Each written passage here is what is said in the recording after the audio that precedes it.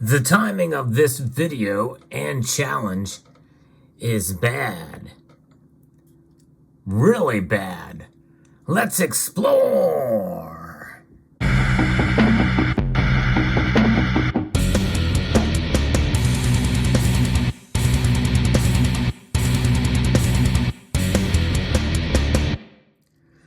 This is a video that I've been wanting to do for quite a while, and I wanted to kind of time it more towards the beginning of the year and under better circumstances in terms of the gold to silver ratio. Nonetheless, we have seen as of late silver take a pretty big drop. And that drop is something that has discouraged some of us. In fact, there are some estimates that 2023 is going to be a smaller demand for silver. A lower demand. A lower demand for silver means that would be good news in some aspects because premiums may come down. But there's other reasons too, like inflation. And people are having to scrape by with a lot less money because their wages are not keeping up with inflation. That's for sure. And that very well may account for many of you who are maybe not buying as much silver that are watching this video. And that's understandable. One of the strengths of this channel is I have been constantly talking about fiscal responsibility because I believe that goes hand in hand with silver stacking and gold stacking as well. But what I'm about to talk about now is a challenge that I want to issue to all silver stackers at probably the worst possible time considering what's going on with the gold to silver ratio. Let's talk a little bit about where the gold to silver ratio is as I record this video. It's fairly close to 85-1. And by all accounts, most of us feel that's very high, especially if you have been stacking silver for any appreciable amount of time. We're used to around 60-1, and we're well above that. And in fact, during the times of the pandemic, it did get up to over 120-1 as well. And so many people feel that's the best time to buy silver because it's undervalued compared to gold. And I can certainly sympathize with that point, and to a degree, I agree with that. But let's take a step back and think about where we are at now in terms of the markets. The silver market has changed, I think, fairly dramatically since 10 years ago when I started this channel. There is more uses for silver these days than ever before in industry and in the medical field and in technology. And so therefore it is trading more like a commodity, I think, than it is as a monetary metal. And that can be a detriment to silver, especially with how it reacts to gold. There is one standard truth that we have seen, and that has pretty much been the case since I started really paying attention to silver prices, is they tend to react more wildly than gold prices in both directions, up and down. So when the price of silver rises, well, you are going to see the price of gold rise a little less. Or when gold price falls, silver is going to fall more. So there's a lot of strikes against buying gold when silver seems to be undervalued. A lot of people think, well, we're going to go ahead and buy gold. But the challenge I'm going to issue to you now is to not only consider diversifying into gold when the ratio is high, but I'm going to challenge you to take it a little bit further than that. But before we get there, let's talk a little bit about this gold to silver ratio. I believe we are living in times where that gold to silver ratio is going to be normalized at a much higher number. In other words, it very well could be 70-75, maybe even 80-1 to be the new normal, unless we see a consistent breakout with a gold's price going up and silver just taking off far above that for a consistent amount of time. But we've seen the volatility in both directions with the metals, so much so that we've seen more times than not when the gold to silver ratio has been abnormally high, to the point where it has become the new normal. So I believe we need to be used to the fact that the gold to silver ratio is going to be hovering around this 75 to 85 and maybe even higher for quite some time. In other words, don't hope for a 60 to 1 gold to silver ratio anytime soon. Therefore, with that understanding, I believe it is good to diversify and buy gold. And some of the most ardent silver stackers out there are in fact doing that. But there's some of you, in fact, I want you to post in the comment section down below of you who maybe have some gold, but do not have a full ounce of gold. And how many of you silver stackers have no gold? And that is the question. If you are one of those, please post in the comment section below. I'm just curious. Now, the challenge I'm going to issue to you, the silver stacker who has no gold or very little gold, especially compared with the amount of silver you have in your stack, in your portfolio, I'm going to issue a challenge to get a full ounce of gold.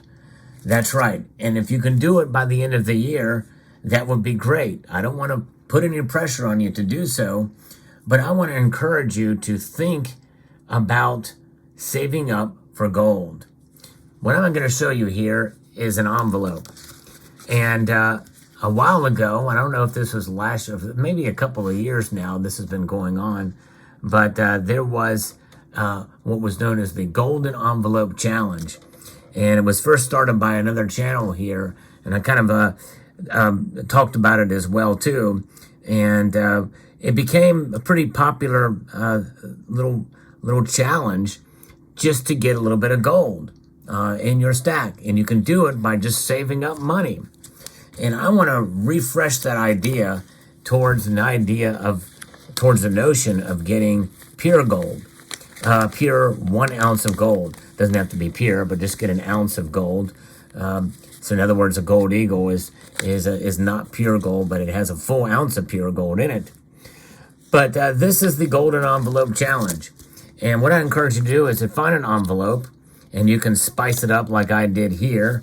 I made it out of yellow and put these little bedazzles things and decorations on them. Got them at the dollar store for really cheap. Same thing with the envelope. And you can really make this thing work and have a way to be able to set some money aside, set it aside, and forget about it. And that's what I've been doing. A lot of it's been off camera, but I will set some money aside for gold, save up, and go into my local coin shop and either put money down on it and put a little bit more down on it. But the idea is to save up for gold. And that's exactly what this Golden Envelope Challenge is all about. And before, when we did it, it was just about buying gold and of any sort, of any size. But I want to issue a challenge to the most ardent silver stackers that if you can afford to get, a couple of ounces, a couple of bars and the like, to do that, most assuredly you can afford to buy a full ounce of gold. Even not knowing where the markets are going to go, yes, gold could go over $2,000 an ounce again. Many of you said, I can't afford a full ounce.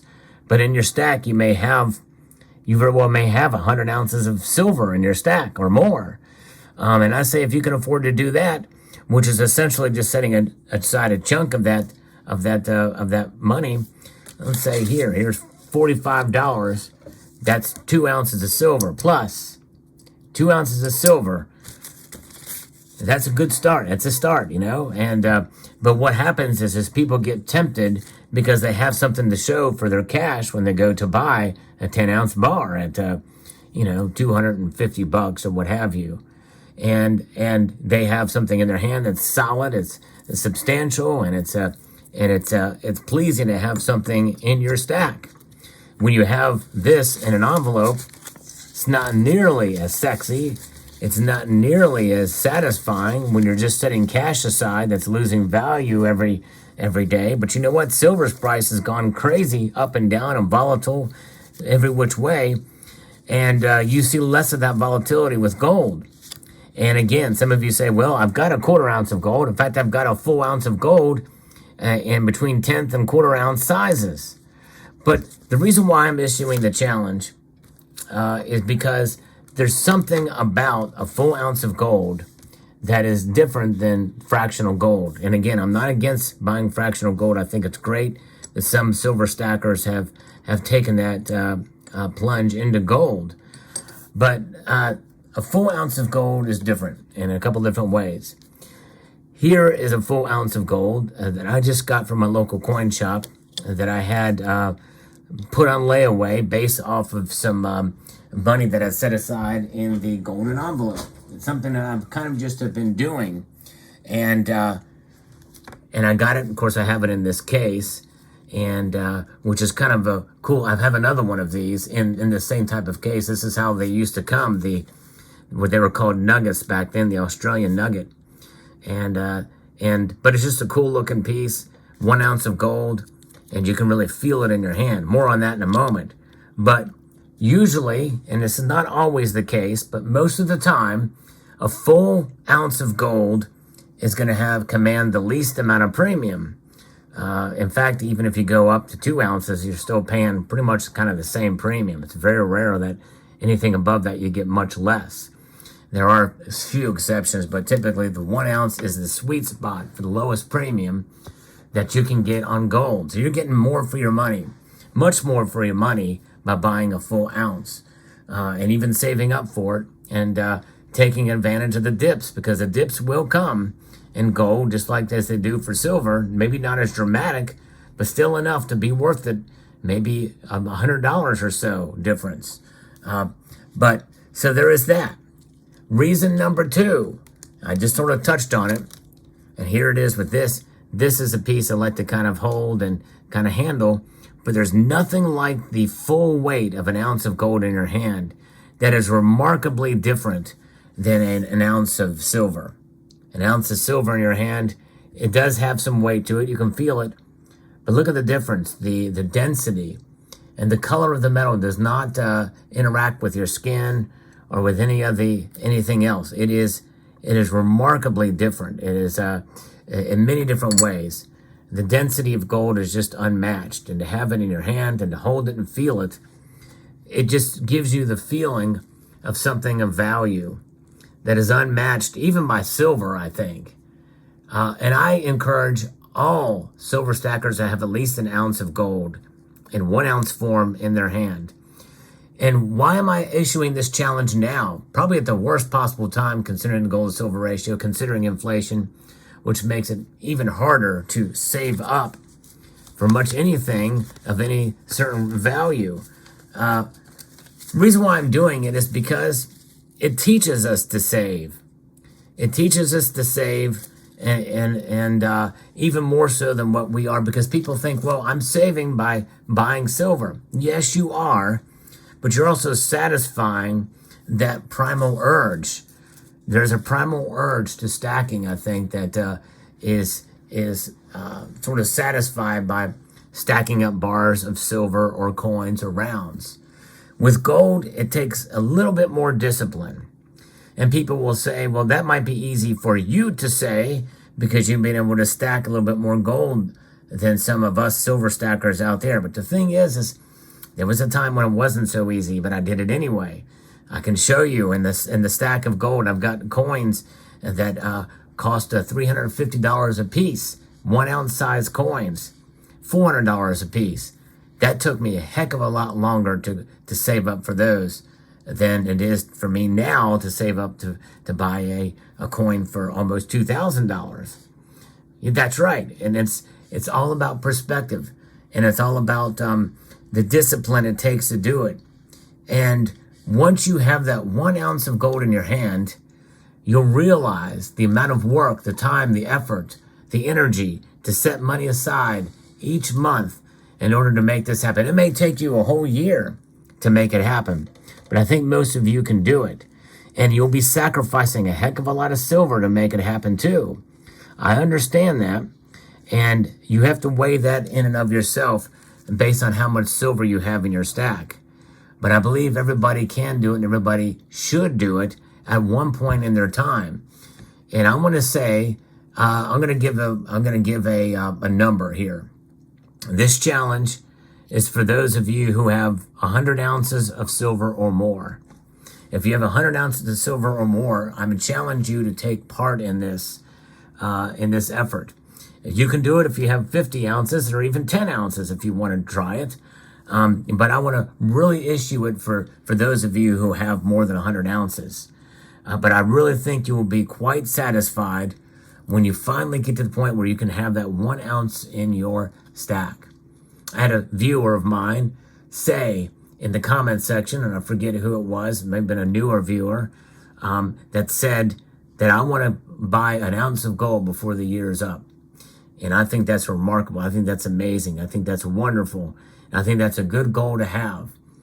So I think if you set aside that, it will give you a whole new appreciation for saving and a whole new appreciation for stacking in general and stacking gold in particular, and also for stacking silver. I think it'll give you a little bit different perspective there. So there you have it. Let me know what your thoughts are in the comment section below. Stacking and saving up for gold, 1 ounce. I want to extend a multitude of gratitude to you all for taking the time to watch and encourage you to please rate, share, comment, and subscribe.